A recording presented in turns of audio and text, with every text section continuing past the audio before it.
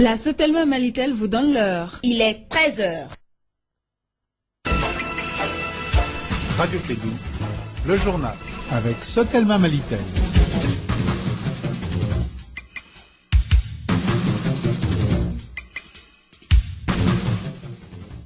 Un drame évité de justesse hier vers la colline du Savoir près de Badalabougou en commune 5 du district de Bamako. C'était un camion citerne qui a échappé de justesse à une nouvelle explosion. Et puis renforcement des capacités des femmes leaders dans les départements partenaires du programme de gouvernance locale. C'est une rencontre qui a débuté hier à Bamako. On en parle dans cette édition. Et puis actualité internationale, Jacques Chirac, l'ancien président français, est décédé aujourd'hui jeudi 26 septembre 2019. Et puis l'actualité sportive en fin d'édition. Ce sont les titres de ce journal à Runawa pour les développements.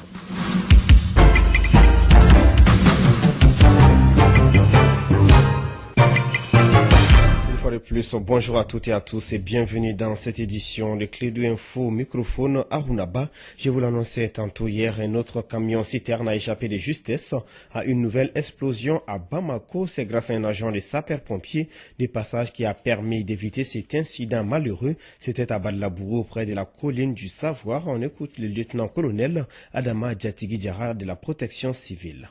Ouais, on nous a alerté qu'on voit, il y a un camion citerne de 45 000 contenant du gazole à pousser.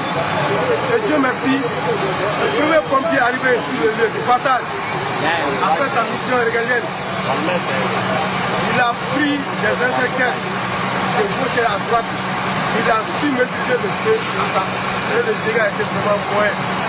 Il n'y a pas eu de peine à l'investigateur du code de l'engin même. C'est le premier. Il a maîtrisé et le premier est sauvé et l'engin est sauvé. Et il est là pour le moment. C'est le de la présidence. Bon, c'est de le féliciter encore une fois. Je remercie l'ensemble de la population parce que l'inspecteur qui l'a traîné 25 kilos, il a su faire vraiment grâce aux vigilances des uns et des autres. Il est venu, il a pris dans la station. Peut-être la station n'a rien dit. Et c'est les actes qui sont vraiment salutaires. Le lieutenant-colonel Adama Djatigui Diarra de la protection civile. Renforcer la capacité des femmes leaders dans les départements partenaires du programme de gouvernance locale. Tel est l'objectif d'une rencontre de 3 jours qui a débuté hier mercredi au Conseil national du patronat du Mali. Elle est organisée par le programme de gouvernance locale Mali, SNGP en partenariat avec Wildaf. Etienne Nyari, reportage. Cette rencontre vise à permettre à une quarantaine de participantes de mieux s'outiller sur les styles et les qualités d'un leader. Terera Adjidjakite, spécialiste genre. Pour préparer les femmes à mieux assumer leur rôle et responsabilités au sein des institutions, Mali SNGP a prévu d'étendre ces formations à beaucoup d'autres femmes, telles que les femmes actives dans la société civile, en plus des femmes cadres à identifier dans le répertoire. Les formations couvriront plus de 180 femmes dans tout le Mali. Cette formation sur le leadership et des thèmes connexes qui s'inscrivent dans le contexte de la décentralisation et la régionalisation est une bonne opportunité pour vous participants d'être mieux outillés pour connaître le leadership, c'est-à-dire les styles et les qualités d'un bon leader. Quant aux participantes, cette formation vient à point nommé. Là, j'ai vu qu'ils ont convié beaucoup de départements, les collectivités, les maires, donc on voit que vraiment l'Assemblée nationale,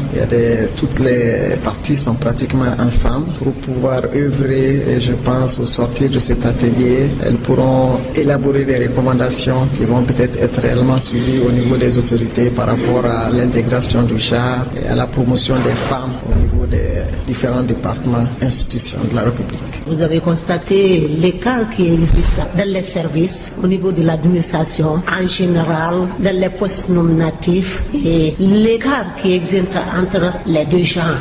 Donc les femmes sont laissées pour compte. Donc pour remédier à cet écart énorme, des genres d'ateliers-là sont les bienvenus. Après Bamako, d'autres localités du pays bénéficieront de cette formation de renforcement des capacités des femmes leaders.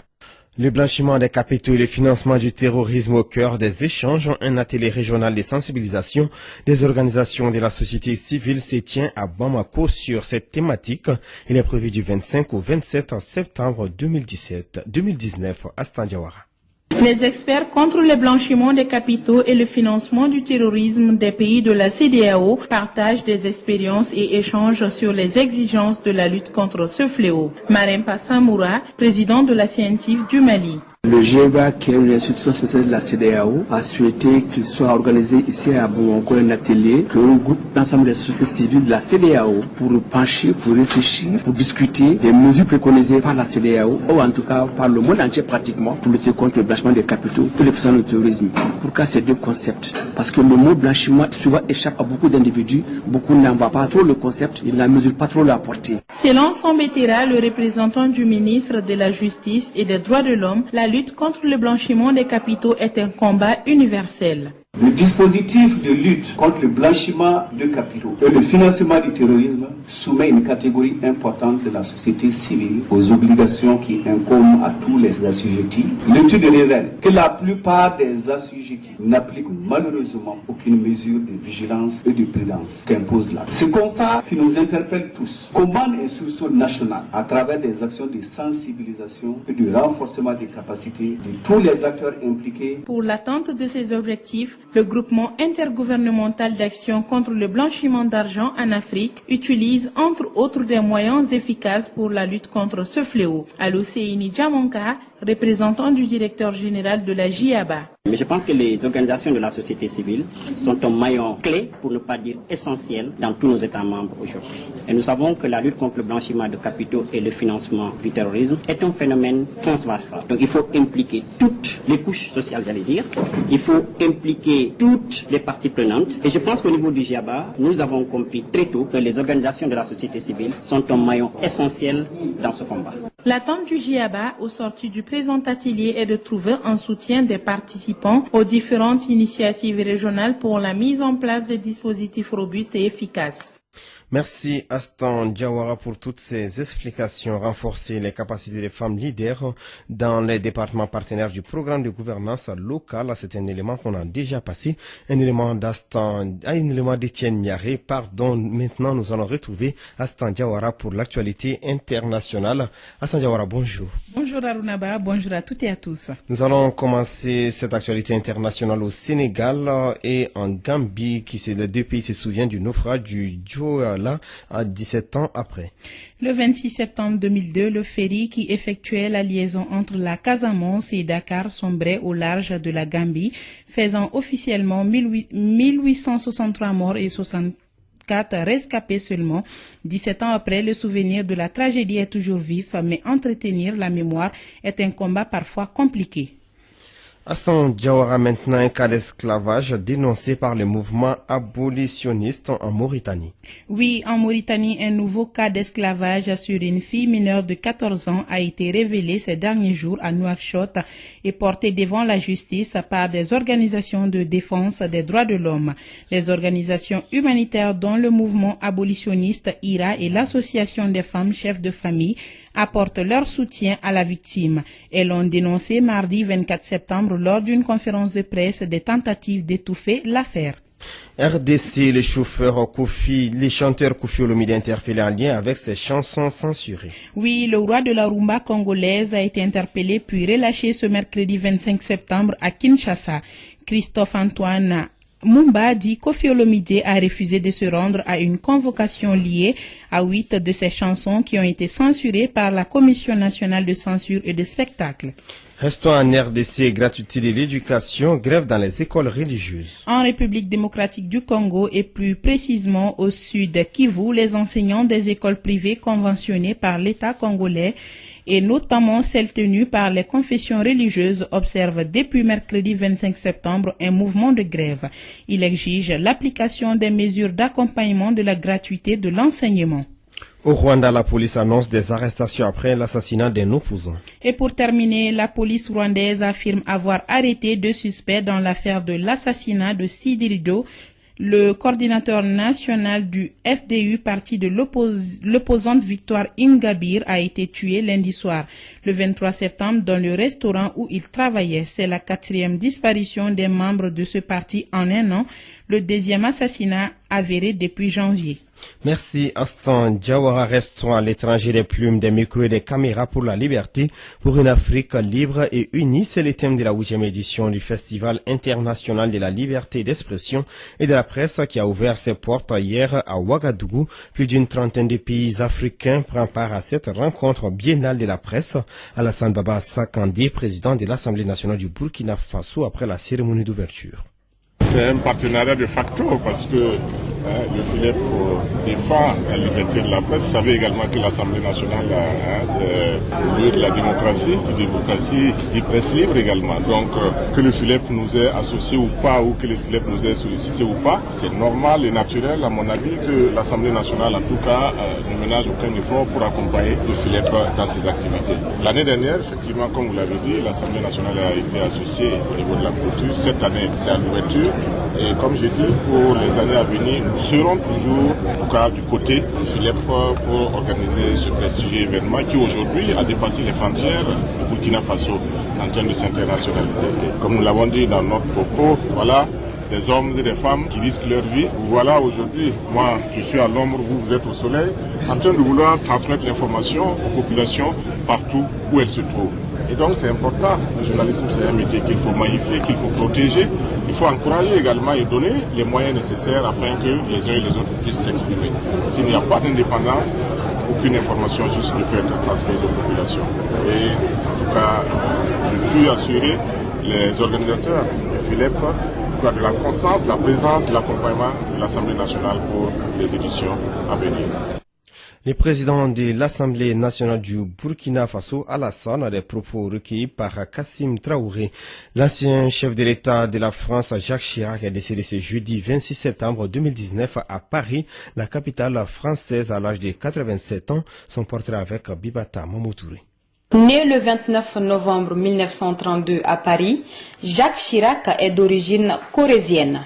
Il effectue ses études à Paris et passe à l'Institut d'études politiques en 1951. L'ancien chef de l'État français milite brièvement pour le Parti communiste.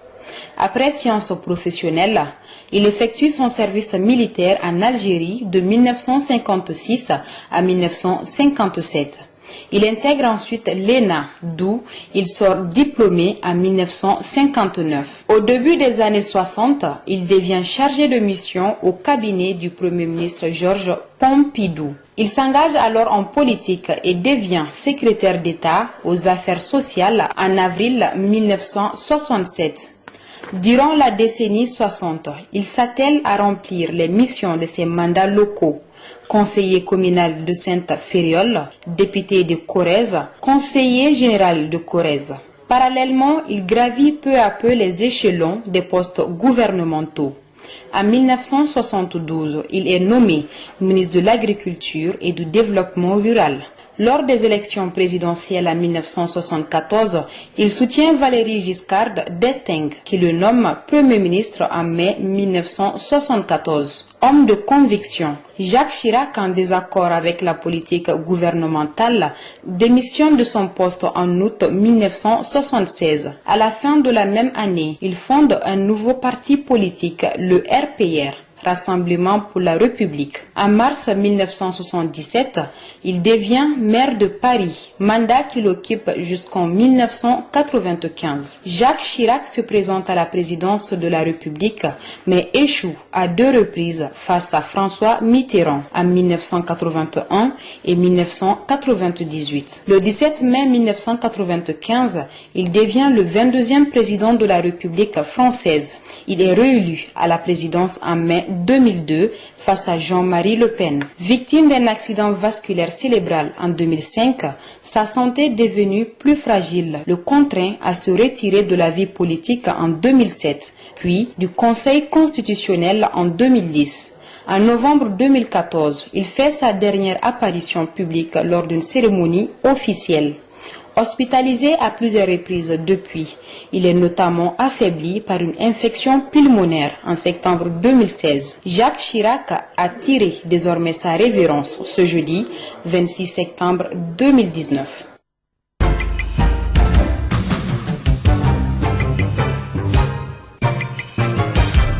Il est 13h passé des 14 minutes dans les studios d'Ili Baba Sissoko. Parlons sport à présent. Avec nous dans ce studio, Nana, bonjour très sportivement. Bonjour Arunaba, bonjour à toutes et à tous. Du football, la 4e journée du championnat national de Ligue 1 donne son coup d'envoi aujourd'hui avec 9 rencontres au programme. Leader de la poule B avec 9 points, le club olympique de Bamako affronte l'association sportive de Missira au stade Mamadou Konaté à partir de 16h. Juste après, l'USFAS joue contre le Sabana AC de Mopti. Au stade Omnisport Modibo Keita, l'AS Police reçoit le Sony AC de Gao à 16h et à 18h, le LCBA sera opposé à l'AS Bakaridian de Baroueli. Au stade du 26 mars à 16h, l'AS Real de Bamako attend de pied ferme l'AS Performance de Kabbalah. Ensuite suivra la rencontre Yélé Olympique AS Black Star. Au stade municipal de Kati à 15h45, le Mamaïra AC reçoit l'AS Nyana de Koulikoro. Toujours ce soir au stade Lamine Konaté de Kita, les 11 créateurs de Nyarela seront reçus par l'USC Kita à 15h45. Au même moment à Bougouni, l'US Bougouni offre son hospitalité au centre Salif Keita. La journée se poursuit demain vendredi avec à l'affiche CS Doukolonvilla Avenir AC de Tombouctou au stade Mamadou Diarra H de Koulikoro. La dernière rencontre de cette 4e journée du championnat national se jouera le mercredi 2 octobre prochain entre le Djoliba Athletic Club et l'association sportive de Bamako au stade Omnisport Modibo Keita. Le coup d'envoi c'est à partir de 16h à Runatijaniba. Voilà, c'est tout pour le programme de cette 4e journée du championnat national Ligue 1 Orange. Merci Nana Samake, vous allez rester dans ce studio juste après cette édition.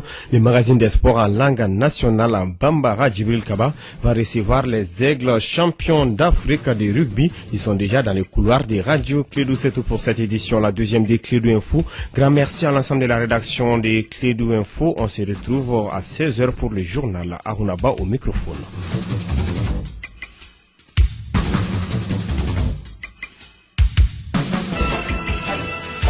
Radio Clédou, le journal avec Sotelma Malitel.